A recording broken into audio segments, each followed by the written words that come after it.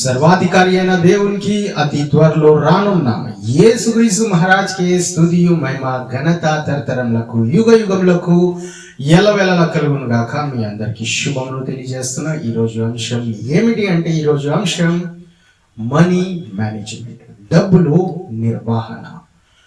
డబ్బుల్ని ఎలాగా మేనేజ్ చేయాలో, అడ్మినిస్ట్రేషన్ చేయాలో, వాటిని ఎలాగా మనము ఉపయోగించుకోవాలో కొన్ని విషయాలు ఈరోజు తెలుసుకుందామండి. మనం అనుకుంటాం ఈ డబ్బులు వస్తున్నాయి, వెళ్ళిపోతున్నాయి, మళ్ళీ రావాలని కోరుకుంటున్నాం, కానీ చాలా సమయం వరకు ఎదురు చూడాల్సి వస్తుంది. అది రావట్లా, మాకు చాలా ఇబ్బందులు కలుగుతున్నాయి అని కొందరు చెప్తారు. ఈ డబ్బులు చూడని వారు ఎవరు ఈ లోకంలో ఉండరండి. డబ్బులు అందరి దగ్గరికి వస్తాయి.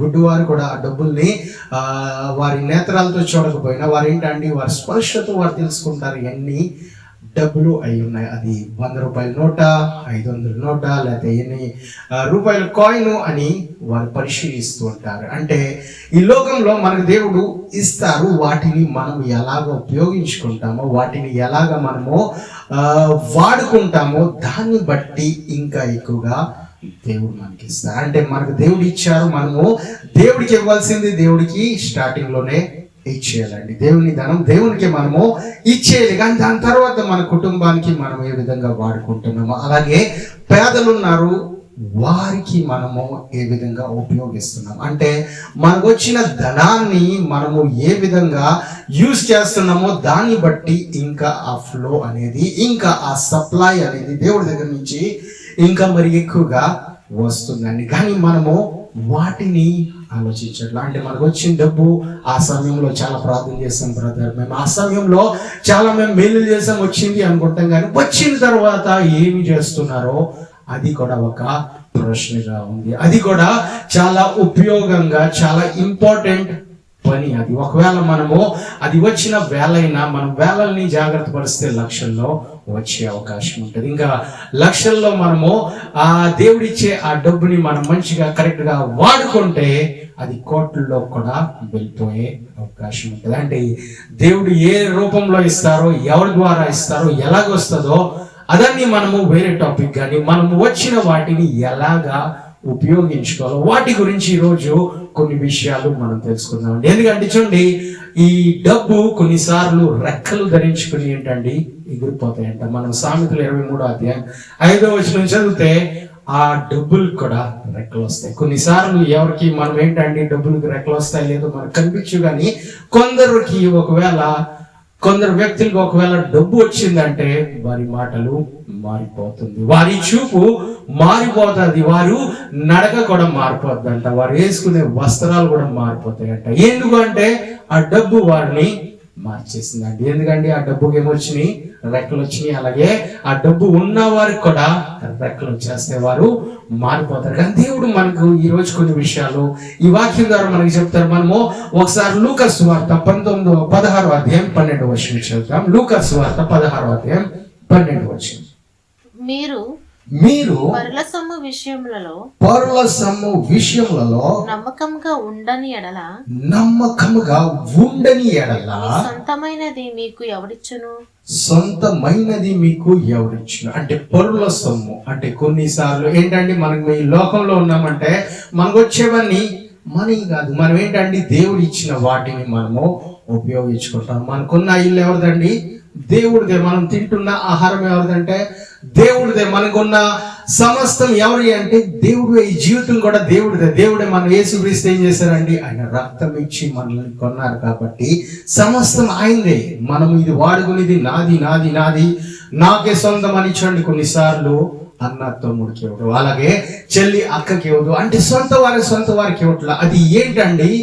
మనది అని కొందరు వాటిలో ఆక్యుపై అయిపోయారు, ఇంకా అది నాదే అన్నట్టున్నారు. కానీ మనం ఎప్పుడైతే ఇది దేవుడిచ్చింది కాబట్టి మనము ఇతరులకు కూడా వీటిని ఇవ్వాలి, ఇది వేరే వారికి కూడా ఉపయోగింపబడాలని ఎప్పుడైతే మనం ఇస్తామో నిజమైనది మనకు దొరుకుతుందంట. వాక్యం అదే సెలవిస్తుందండి. పరుల వాటిని మనము సరిగ్గా చూసుకోకపోతే, లేకపోతే వేరే వారు ఇచ్చిన బండి అయినా, వేరే వారు ఇచ్చిన ఏదో వస్తువు అయినా కొన్నిసార్లు కొందరు ఏంటంటే మంచిగా చూసుకోరు. వారు వాటిని అయితే చాలా జాగ్రత్తగా పెట్టుకుంటారు, కానీ వేరే వారిది జాగ్రత్తగా చూడరు. ఈ విషయంలో మనం ఏంటండి జాగ్రత్త పడాలి. ఎందుకంటే దేవుడు చూస్తున్నారు, ఎవరు చూడట్లా. ఆ ఇచ్చిన వ్యక్తి ఎప్పుడో వెళ్ళిపోయాడు, ఫారెన్ వెళ్ళిపోయాడు, చూడలే అని అనుకుంటే ఏం జరుగుతుందండి? దేవుడు మాత్రం మనల్ని చూస్తున్నారు. మన అభివృద్ధి విషయం ఇక్కడే మనము ఆగిపోతున్నాం. మన ఆశీర్వాదాలు, దీవెనలు ఏమవుతున్నాయంటే ఇక్కడతో ఆగిపోతున్నాయి. మనం దేవుడికి భయపడుతున్నామంటే ప్రతి క్షణము, ప్రతి నిమిషం మనం ఏం చేయాలంటే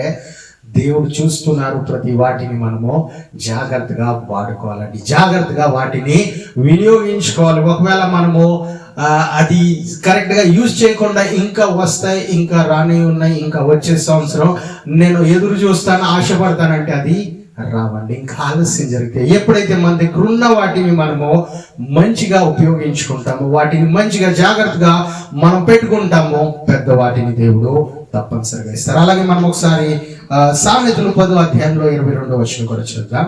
యెహోవా ఆశీర్వాదము ఐశ్వర్యం ఇచ్చును, నరుల కష్టం చేత ఆశీర్వాదం ఎక్కువ కాదు. ఆ ఆశీర్వాదము ఎక్కువ కాదు. అంటే దేవుని ఆశీర్వాదం ఏం చేస్తుందండి? యెహోవా ఆశీర్వాదము నరులకు ఏం చేస్తుందండి? ఐశ్వర్యాన్ని ఇస్తుంది, ఆ ధనాన్ని ఇస్తుంది. దేవుడు ఇచ్చే దేవుడు అండి. అంటే కొందరు ఏంటంటారంటే కేవలం బైబిల్లో మనం చదవాలంటే దేవుడిని ఎలాగ ఆరాధించాలి, ఎలాగ ఆయన్ని మహింపరచాలో ఆ విషయాలే చదువుతూ ఉంటారు కానీ చేయలేకపోతారు. మనం చూడండి, చేయాలి, ఆరాధించాలి, మహింపరచాలి, దేవుణ్ణి ఎలాగ మనం సంతోషపరచాలి, దేవునికి ఇష్టలుగా ఎలాగ ఉండాలి అన్నీ నేర్చుకోవాలి. అదేవిధంగా దేవుడు ఇచ్చిన వాటిని మనం జాగ్రత్త పరుచుకొని దేవునికి ఎలాగ మహిమ ఇవ్వాలి, ఎలాగ మనము ఫలవంతులుగా అవుతే దేవునికి మహిమ వస్తుంది అంటండి. మనము మంచి పొజిషన్లో ఉంటే ఏమవుతుందండి? దేవునికి మహిమ కలుగుతుంది. మనము ఐశ్వర్యవంతులుగా అవుతే దేవునికి మహిమ కలుగుతుంది. అది ఎలా వస్తుందండి? దేవుని ఆశీర్వాదం ద్వారా వస్తుంది. అంటే మనం దీంట్లో తెలుసుకోవాల్సింది ఏంటంటే దేవుని ఆశీర్వాదం మనకు అవసరమై ఉన్నది. దేవుడు మనల్ని ఆశీర్వదిస్తున్నారు కదా. ఆయన ఆశీర్వాదము ఆది నుంచి ఆదం అన్నారు కదా, మిమ్మల్ని దీవిస్తున్నాను, be blessed and multiply, be fruitful అని ఆది నుండే దేవుడు ఆదంని అవ్వనే ఆశీర్వదించారు. అలాగే మళ్ళీ మనకు ఆశీర్వాదం వస్తుంది కదా. యేసుక్రీస్తు ఆ శిలువ మీద మరణించి ఆ శాపాన్ని ఏంటంటే తొలగించి అబ్రహాము ఆశీర్వాదం మన మీద కుమ్మరిచ్చారు కదా అని అనుకుంటాం. కానీ ఆశీర్వాదం అందరికీ దొరికిందంటే లేదండి. ఎందుకు అంటే మనం దేవుని ఆశీర్వాదం కోరుకోవట్లేదు. ఆయన దగ్గర నుంచి అది పంపబడ్డది, కానీ మన దగ్గర నుంచి అది ఏంటండి రిసీవ్ చేసుకోవాలి, మనం పొందుకోలేదు, మనం ఇంకా వాటిని స్వీకరించలేదు. కాబట్టి ఆశీర్వాదం రాలి. అంటే ఆశీర్వాదంలో ఏంటండి ఐశ్వర్యం కూడా ఉన్నది, ధనం కూడా ఉన్నది, మనకు కావలసినవన్నీ వాటిలో ఉన్నాయి. కానీ మనం ఏంటండి ఆశీర్వాదం ఒక నార్మల్ దేవుడు ఇచ్చిన ఒక మాట కానీ మనం చూస్తున్నాం. కానీ ఆ మాటలో శక్తి ఉంది, ఆ మాటలో బలం ఉంది, ఆ మాటలో ఐశ్వర్యం ఉంది. వాటిని మనము చూడలేకపోతున్నాం. కాబట్టి మనం ఏంటండి ఆయన ఐశ్వర్యాన్ని మనము వెతికే వారంగా ఉండాలి, ఆయన ఐశ్వర్యాన్ని మనము కోరుకునే వారంగా ఉండాలి. ఆయన ఐశ్వర్యాన్ని మనం ఏ విధంగా ఉపయోగించుకోవాలో, ఏ విధంగా వాటిని వాడుకోవాలో, ఏ విధంగా దేవుడిని మహింపరచాలో అన్నిటిని మనం ఏంటండి దేవుని సన్నిధిలో మోకరించి మనము నేర్చుకోవాలి. అలాగే ఏషియా రాసిన గ్రంథము 55వ అధ్యాయం 2వ వచనం కూడా చేద్దామండి. ఆహారము కాని దాని కొరకు మీరేలా రూకలిచ్చెదరు, సంతృష్టి కలుగచేయ దాని కొరకు మీ కష్టార్జితమును ఎందుకు వ్యయపరచెదరు? నా మాట జాగ్రత్తగా ఆలకించి మంచి పదార్థములో భుజించుడి. మీ ప్రాణసారమైన దాని యందు సుఖింపనీయుడి. ఏంటండి ఆహారం కాని దాని కొరకే అనేక డబ్బు ఖర్చు పెడుతున్నారు. అంటే మనం తినేది ఆహారం కాదా అంటే చూడండి, ఆహారమే కానీ ఏంటండి పొద్దుట తింటే సాయంత్రానికి ఆహారంకి వచ్చిన ఆ శక్తి బలం కోల్పోతారు. లేకపోతే వారం రోజుల తర్వాత ఆ శక్తి మళ్ళీ ఉండదు వారిలో. ఎందుకు అండి? అది దేవుడిచ్చే శక్తి కాదు, దేవుడిచ్చే బలం కాదు. అంటే నిజమైన దేవుడిచ్చే ఆహారం, లేకపోతే ఆయన వాక్యాన్ని చూడలేకపోతున్నారు చాలా మంది, ఆ వాక్యాన్ని వినలేకపోతున్నారు, విన్నా వాటిని అర్థం చేసుకోలేకపోతున్నారు. ఒకవేళ ఆ వాక్యం అర్థమై ఉంటే, ఆ వాక్యము మనలో రూట్ తీసుకుంటే ఏంటండి ఈ లోక సంబంధమైన వాటి గురించి మనం ప్రయాసపడము. అవి వచ్చిన మళ్ళీ తీసుకున్న మళ్ళీ మళ్ళీ మళ్ళీ ఆకలి వేస్తుంది, మళ్ళీ మళ్ళీ తినాలని అనిపిస్తుంది. కానీ దేవుడు మనతో మాట్లాడుతున్నది ఏంటంటే మనము ఆయన వాక్యాన్ని కోరుకునే వారంగా ఉండాలి, ఆయన వాక్యం కొరకు ఖర్చు పెట్టే వారంగా ఉండాలి, ఆయన సువార్త కొరకు ప్రయాసపడటమే కాదు కానీ ఆయన సువార్త కొరకే ఖర్చు పెట్టే వారంగా కూడా ఉండాలండి. మన ధనము ఎంతగా మనము దేవుని పని కొరకే వాడుకుంటున్నాం. మనం అందాం అదే దశభాగం ఇచ్చేసాం బ్రదర్, అయిపోయింది దాంతో పని అయిపోయింది, మా పని లేదు అనుకుంటాం. కానీ ఏంటండి మనకున్న సమస్తం దేవునికే మనం ఎంతగా దేవుని కొరకే మనము ఉపయోగించుకుంటాం. ఆ డబ్బులు ఏంటండి అనేకులు జీవితాన్ని మారుస్తానికి, అనేకులు రక్షించబడటానికి వాడబడుతుంది. ఇంకా అది ఏం చేస్తుందంటే మనల్ని ఐశ్వర్యవంతులుగా మారుస్తుంది. మన వారికో వారు ఏదంటే వారు ఏదైతే శ్రాపాల్లో పడ్డారో ఆ శ్రాపాల నుంచి బయటికి తీసుకొచ్చారు కాబట్టి, ఆ ధనం ద్వారా వారు రక్షించబడ్డారు కాబట్టి ఏంటంటే మనకు మన పిల్లలకి ఆ శ్రాపాలు రాకుండా దేవుడు ఏం చేస్తారండి రక్షిస్తారు, ఆశీర్వదిస్తారు. అలాగే ముందు మనం చదువుతాం ఇంకా లూకా సువార్తలోనే 19వ అధ్యాయం 23వ వచనం కూడా చదువుతాం. నీవెందుకు నా సొమ్ము సాహుకారుల యొద్ద ఉంచలేదు, అట్లు చేసి ఉంచిన యెడల నేను వచ్చి వడ్డీతో దానిని తీసుకొందునే అని వానితో చెప్పాను. అంటే ఇక్కడ దేవుడు ఏం చెప్తున్నారండి, ఒకవేళ యేసుక్రీస్తు ఏం చెప్తున్నారండి, ఒకవేళ ఆ డబ్బుని నువ్వేంటండి బిజినెస్ మ్యాన్కి లేకపోతే ఏదో బ్యాంకులో పెట్టుంటే ఏం జరిగేదండి, అది మళ్ళీ వడ్డీతో పాటు వచ్చేది. మనం అనుకుంటాం వడ్డీ వడ్డీ వడ్డీ అన్నారు, వడ్డీ తీసుకోకూడదు కదా.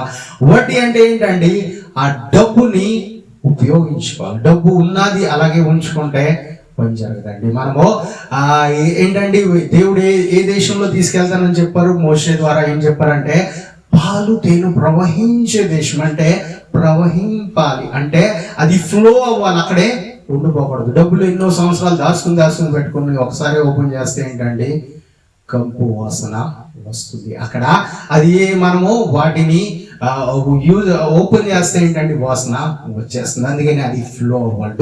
దేవుడు డబ్బులు ఇచ్చింది దాచుకుంటారు కాదండి, దేవుడు వాటిని యూజ్ చేయాలి. ఇంకా యూజ్ చేస్తాం ఎలాగంటే వాటిని పాడు చేస్తాం కాదు, లేకపోతే వ్యర్థంగా ఖర్చు పెడతాం కాదు, కానీ దాన్ని మంచిగా జాగ్రత్తగా వాటిని యూజ్ చేయాలి. చాలా మంది ఏంటండి ఒక 100 రూపాయలు ఖర్చు పెట్టిన వారు రాస్తారు. ఏంటండి ఎందుకు అంటే అది కరెక్ట్ గా యూజ్ అయింది లేదా, లేకపోతే దాంట్లో ఏదైనా ఒక 10 రూపాయలు పడిపోయినాయా, లేకపోతే ఆ 10 రూపాయలు వేస్ట్ గా నేను ఖర్చు పెట్టానా అని వారు తెలుసుకుంటానికి ఏంటండి చాలా బాగా రాసుకుంటారు. కానీ మన ప్లానింగ్స్ కూడా అదే విధంగా రాసుకోవాలి. అదే విధంగా మంచి వాటి కొరకే ఆ డబ్బులు మనము ఉపయోగిస్తున్నాం. అది 100 రూపాయలు అవ్వచ్చు, లేకపోతే 1000 రూపాయలు అవ్వచ్చు. చాలా మంది చెప్పేది ఏంటంటే మాకు వస్తే మేము చేస్తాం బ్రదర్, మాకు రావట్లేదు అంటారు. ఎందుకు రావట్లేదు?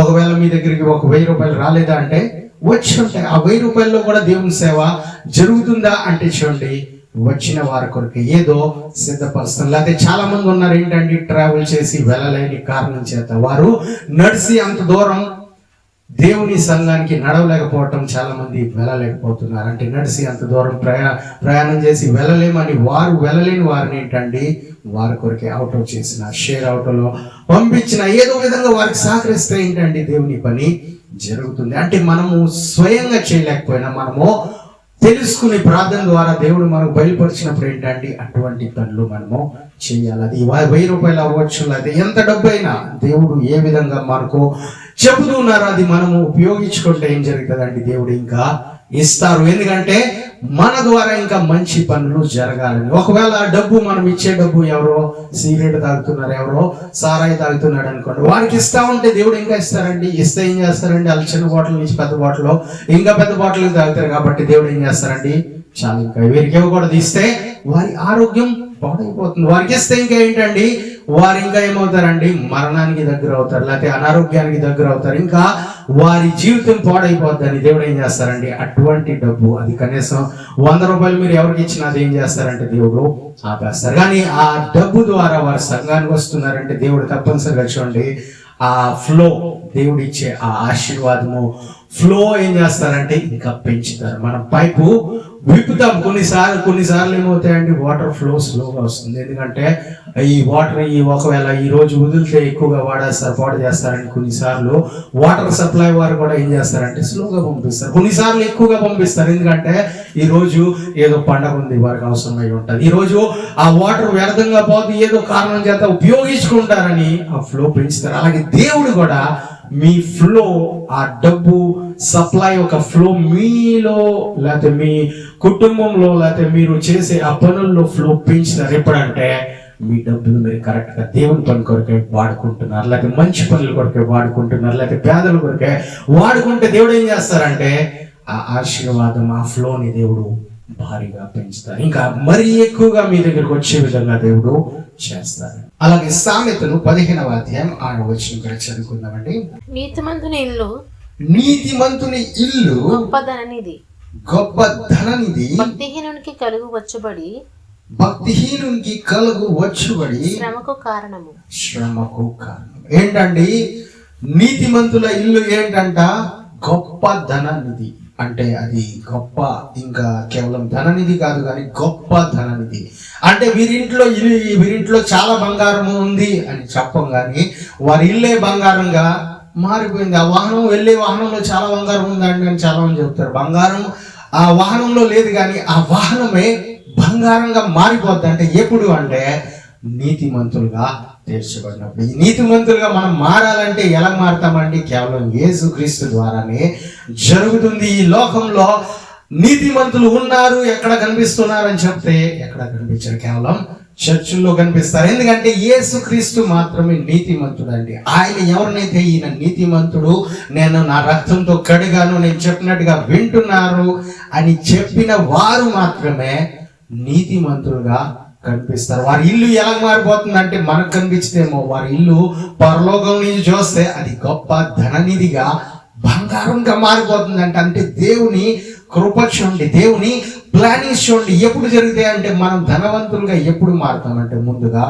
నీతిమంతులు కావాలి. దేవుడు చెప్పినట్టుగా వినాలి. వారు ఇచ్చింది మనము ఏదో మన ఇంట్లో ఈరోజు పప్పు తిన్నాం, లేకపోతే ఏదో పచ్చి పులుసు తిన్నాం, మాకు ఇంకా మేము ధనవంతులం కాదు, ఈ వారానికి మేము చాలా పేదవారం అని అనుకుంటాం. కానీ దేవుడు ఏం చూస్తున్నారంటే మన ఇల్లు కూడా ధననిధిగా దేవుడు మార్చాలంటండి. మనం ఏంటండి ఆ విధంగా దేవుడు మనల్ని చేస్తున్నారు. దేవుడు మనల్ని అంతగా ప్యూర్ చేస్తుంటున్నారు. అంతగా మనల్ని చూడండి, కొన్ని చోట్ల మనం చూస్తాం బంగారం ఉంటుంది కానీ కల్తీ బంగారం. అది దేనికి వాడబడుతుందంటే ఏదో కరంగా కేవలం కనిపిస్తానికి ఒక రోల్ గోల్డ్ గా కనిపించే విధంగా ఇవి వాడతారు. కానీ కల్తీ ఎక్కువైనప్పుడు అది ఏంటంటే వేస్ట్ గానే ఉంటుంది. అది ఎక్కువ మంది కొనాలని ప్రయత్నించారు. కానీ ప్యూర్ క్వాలిటీ ఎక్కడ కనిపిస్తుందో వాటికి ఇంకా ఎక్కువ డబ్బులు ఇచ్చైనా తీసుకువెళ్తానికి ఏం చేస్తారండి?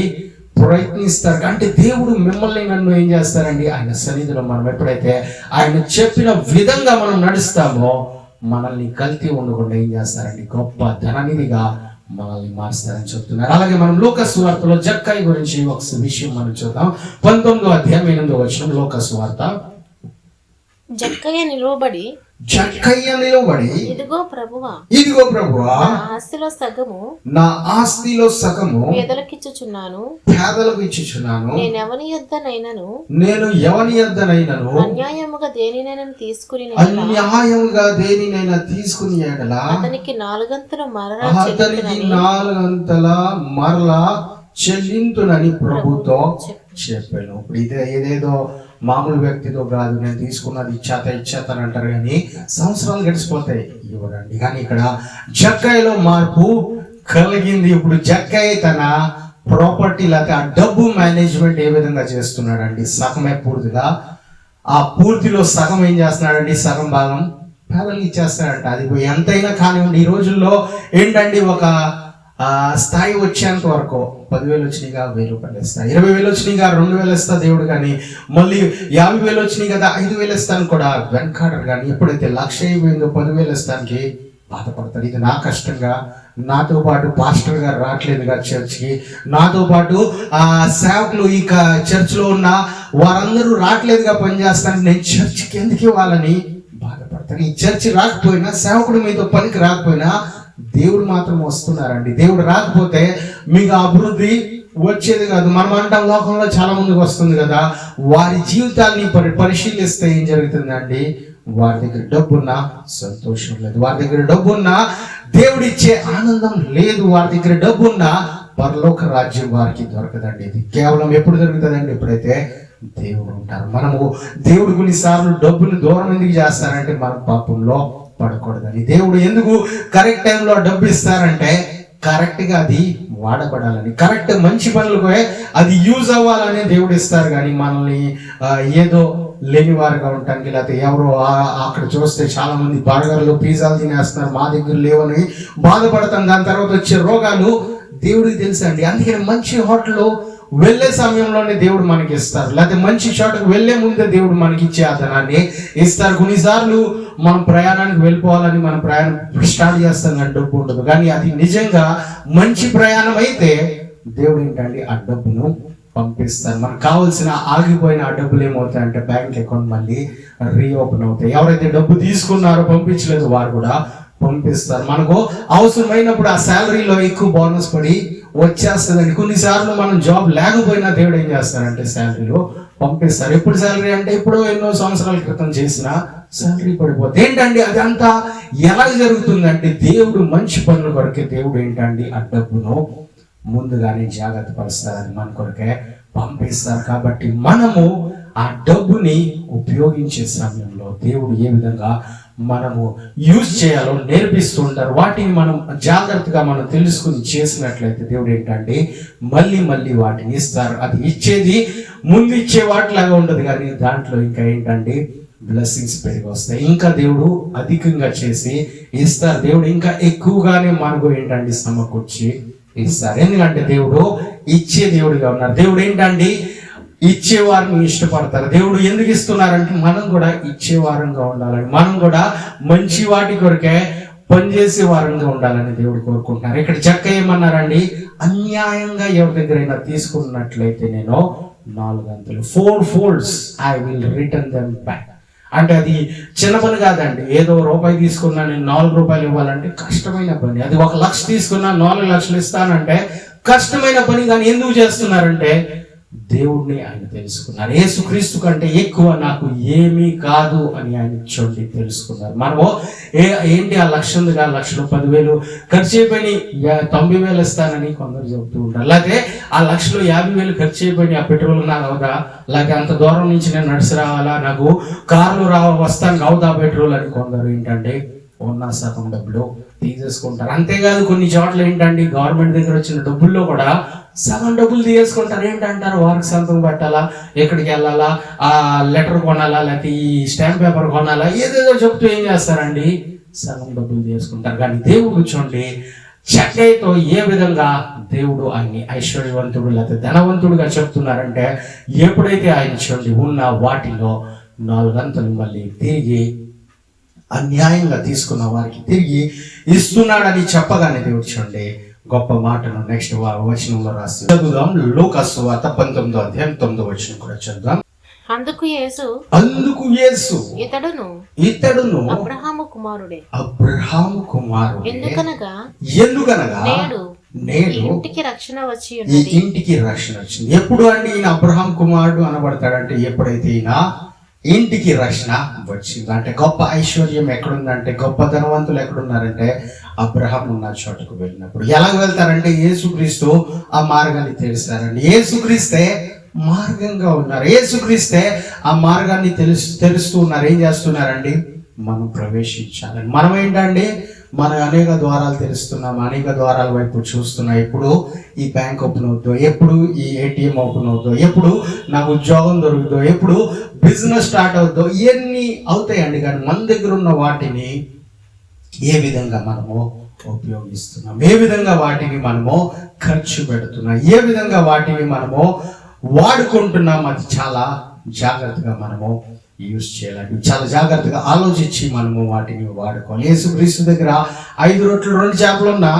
వాటిని ఏంటంటే ఇంకా వెయిట్ చేద్దాం, ఇంకా ప్రార్థనలు చేద్దాం, ఎక్కువసేపు చేద్దామని ఆయన చేయలేదు. కానీ ఏం చేశారండి, ప్రార్థన అవసరమే, చేయకూడదని చెప్పట్లేదు. కానీ వాటిని కృతజ్ఞతాస్తుతులు చెల్లించి వాటిని ఇస్తాం ప్రారంభించారు. అది ఇంకా మల్టిప్లై అవుతాం స్టార్ట్ అయిపోయింది. అది ఇంకా పెరగడం స్టార్ట్ అయిపోయింది. మనం ఉన్నదే అలాగే ఆ 10 రూపాయలు చూస్తూ ఉంటే, అలాగే 100 రూపాయలు చూస్తూ ఉంటే అది పెరగవండి. కానీ వాటి నుండి మనం వాడుకుంటూ ప్రారంభిస్తే మళ్ళీ తిరిగి వస్తాం స్టార్ట్ అవుతాయి. లేకపోతే మనం ఏంటండి మన దగ్గర ఉంచితే అది రెక్కలు వచ్చి ఎగిరిపోయే అవకాశం ఉంటుంది. అది రెక్కలు ధరించుకుని ఎగిరిపోద్దని వాక్యమే సెలవిస్తుంది. ఎంతగా ఎగిరిపోద్ది అంటే పక్షిరాజు ఎంత ఎత్తుగా ఎగురుతాడో అంత ఎత్తుగా ఈగల వలె పైకి ఎగిరిపోద్ది అంటే మన అందలేని స్థాయికి వెళ్ళిపోద్ది. అది 10 రూపాయలు అవ్వచ్చు, 100 రూపాయలు అవ్వచ్చు, ఏదైనా అవ్వచ్చు. అది ఎగిరిపోయిన తర్వాత మనం ఏం చేయలేమండి. ఈ లోకంలో ఎగిరిపోయిన పక్షుల్ని, అది నా పక్షి అంటే వేల మంది పక్షుల్లో మన పక్షిని గుర్తిస్తాం కష్టమే,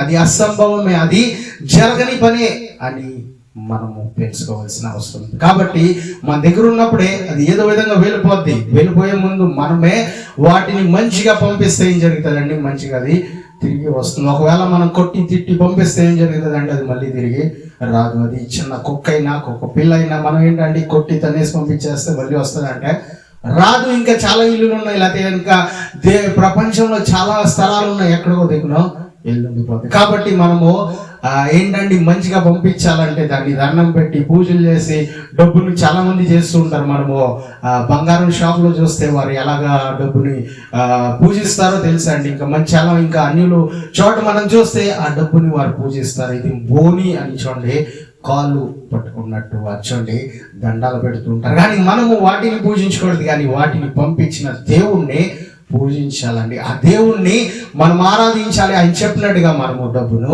వాడుకోవాలి. ఇంకా లాస్ట్ మాటను మనము, ఆఖరి మాటను మనము చదివి ముగించుకుందామండి. 1 తిమోతికి రాసిన పత్రిక 6వ అధ్యాయం 10వ వచనం. ఎందుకనగా ధనాపేక్ష సమస్తమైన కీడులకు మూలము. సమస్తమైన కీడులకు మూలము. కొందరు దానిని ఆశించి విశ్వాసం నుండి తొలగిపోయి నానా బాధలతో తమ్మును తామే పొడుచుకునిరి. ఏంటండి ధనాపేక్ష సమస్తమైన కీడుకు మూలం అంట. అంటే అదే మూలం, అదే స్టార్ట్, లేకపోతే route. The love of money is the root of all evils. అన్ని సమస్తమైన కీడు అక్కడి నుంచే స్టార్ట్ అవుతుంది. అంటే ధనము వాడుకోవాలండి, కానీ ధనం మనల్ని వాడుకుంటే అది కీడు తీసుకొస్తుంది. మనము వాడుకోవటానికి ధనాన్ని దేవుడు సృష్టించారు, కానీ చాలా మంది ఆ ధనం కొరకే నేను ఏదైనా చేస్తానంటే ఏం చేస్తావు, ఏం జరగవు. ఏంటండి ఆ ధనం లేకపోతే ఈయన ఏం చేయలేడు, ధనం రావాలంటే ఈయన ఏదో చేయాలని ప్రయత్నిస్తాడు. కానీ ఏంటండి మనము ప్రార్థన చేయాలి. అది వచ్చిన తర్వాత ఆ ధనాన్ని వాడుకోవాలి, అది అపేక్షించకూడదు, దాన్ని ప్రేమించకూడదు. అది పడిపోయింది, నా డబ్బులు పోయింది, ఎప్పుడు వస్తాయి అని ఏడ్సే అవసరం లేదండి. అది డబ్బు వెళ్తూనే ఉంటుంది. అది నీళ్ళు ఏంటండి మనము ఏదో డబ్బాలో దాచిపెట్టిన నీళ్ళు ఏంటంటే అది కరిగిపోతూ ఉంటుంది. ఏంటండి కరిగిపోయిన నీళ్ళు ఏమవుతాయంటే గాలిలో కలిసిపోతుంది. అలాగే డబ్బు కూడా వెళ్ళిపోతుంది. అది మనం దాచిపెట్టినా ఏం చేసినా అది యూజ్ అవుతుంది. అది మనం ఏం చేయాలంటే వాటిని వాడుకోవాలి, అది మంచిగా వాడుకోవాలి. ఆ ధనాపేక్ష ద్వారా చాలా మంది విశ్వాసం నుంచి దూరమై ఏంటండి వాటి ద్వారా ఏమయ్యారండి, తమను తామే పొడుచుకున్నారంట. అంటే తమకు తామే వారు హాని తెచ్చుకున్నారంట.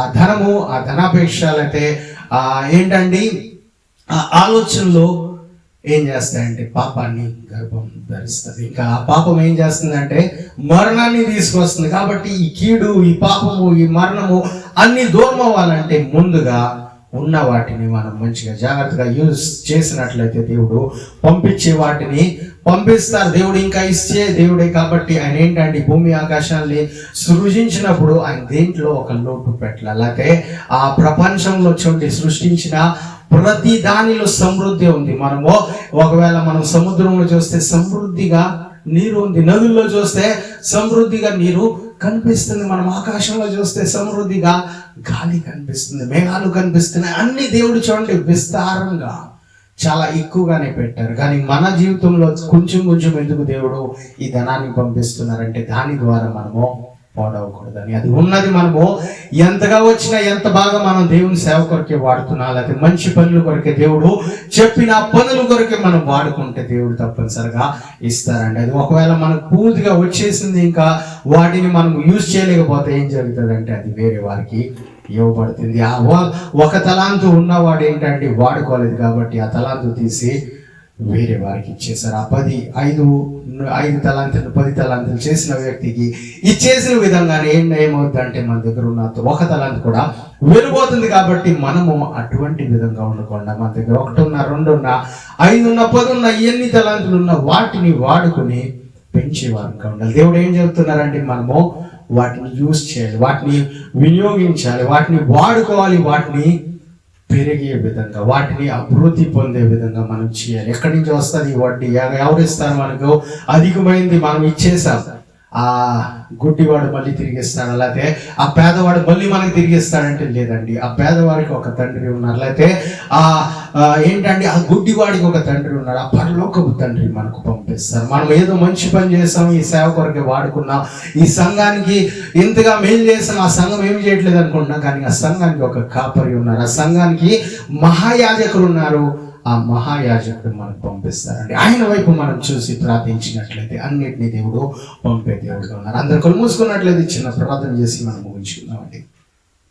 Heavenly Father, we come before you in the name of our Lord and Savior Jesus Christ. ఈ రోజు ప్రియ బిడ్డలు ఎవరైతే ఈ వాక్యాన్ని విన్నారో ప్రభు, ప్రతి వారి జీవితంలో కార్యం చేయండి. ఈ వాక్యాన్ని కరెక్ట్గా అర్థం చేసుకుని వారి జీవితంలో ప్రభా మీ వాక్యం ఏ విధంగా అయితే సెలవిస్తుందో ఆ వాక్యానుసారంగా జీవించే కృపను, భాగ్యాన్ని, దయను, జ్ఞానాన్ని మీరు దయచేసి నడిపించమని కోరుతున్నాను. ఎవరు ప్రభా అనారోగ్యంగా ఉండకుండా, ఎవరు ప్రభా పేద స్థితిలో ఉండకుండా, ఎవరు ప్రభా సమృద్ధి లేకుండా బాధల్లో కరువులో ఉండకుండా ప్రభా అందరినీ మీరు విడిపించమని కోరుతున్నాం. మీరే వారికి కృపను అనుగ్రహించండి, మీరే ఐశ్వర్యాన్ని దయచేయండి, ధనాన్ని మీరే దయచేయండి, దీర్ఘాయువును మీరే దయచేయండి. ఆ సమస్యల నుంచి, బాధల నుంచి, కీడుల నుంచి విడిపించి బయటికి తీసుకురామని కోరుతున్నాం. ఏ ఒక్కరు బాధల్లో ఉంటూ మీకు ఇష్టం లేదు ప్రభా, ఏ ఒక్కరు ఏడుస్తూ ఉంటూ మీకు ఇష్టం లేదు ప్రభా, ఏ ఒక్కరు ఎప్పుడు వస్తుంది అని చూస్తాం మీకు ఇష్టం లేదు. కానీ మా కన్నులు మీ వైపు ఉన్నాయి ప్రభు. మిమ్మల్ని చూస్తే, మిమ్మల్ని తాకితే మీ ఐశ్వర్యం మాకు వస్తుంది, మీ ఆశీర్వాదం మాకు వస్తుంది, మీ ఆశీర్వాదం ధనవంతులుగా చేస్తుంది అన్నారు ప్రభు. మీరే అందరినీ ప్రభు ధనవంతులుగా మార్చండి, నీతిమంతులుగా మార్చి మీ వైపే నడిపించి మీ దగ్గరగానే సమీపంగానే ఉండి నడిచేవారుగా మాకందరికీ సాయం దయచేసి మీరే తోడుగా ఉండమని కోరుతూ ఈ ప్రార్థనంతా యేసుక్రీస్తు అతి పరిశుద్ధ నామంలో అడిగి వేడుకున్నాం పరమ తండ్రి. Amen. Thank you. God bless you all. మా మొదటి ఆరాధన లూనావాలయందు ప్రతి ఆదివారం 10:30 గంటల నుండి 1:30 వరకు జరుగును. అలాగే రెండవ ఆరాధన నెరూలులో 5 గంటల నుండి 6:30 గంటల వరకు జరుగును. మా మూడవ ఆరాధన ఆన్లైన్ యందు 8 గంటల నుండి 10 వరకు జరుగును. మా వివరముల కొరకు మా యొక్క ఫోన్ నెంబర్ని కాంటాక్ట్ అవ్వాల్సిందిగా కోరుచున్నాం. మా ఫోన్ నెంబర్ 9819533763. దేవుడు మిమ్మల్ని దీవించునుగా.